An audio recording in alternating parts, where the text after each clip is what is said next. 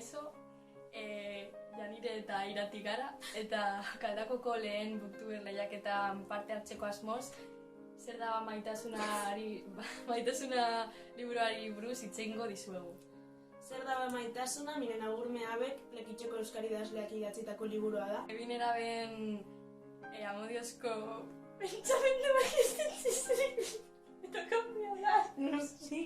Bi neraben arteko amodiozko historiari buruz doa. Liburua bi zatitan banatuta dagoenez, lehenengo zatian egoera batzuk aipatzen dira neskaren ikuspuntutik. Eta beste aldean, egoera berdinak aipatzen dira, baina mutilaren ikuspuntutik.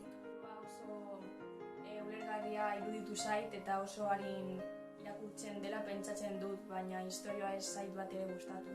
Bai, nik ere oso harin irakurtzen dela pentsatzen dut, eta gainera, bi esatitan banatuta dagoenez, eman buelta, beti oso aspergarria da, oso nekatuta bukatu dugu.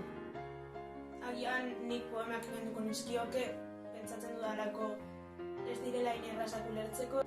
Azkenik, esaten dizuegu, liburu hau ez dizuegula gomendatzen. Bai, pentsatzen dugulako batez ere euskaraz irakurtzeko liburu asko daudela hau baino berak. Hau izan da guztia eta espero dugu zuen gustukoa izatea. Eskerrik asko. Zu suscríbete. Dale like si quieres, suscríbete. Zer da? Ba, sakila!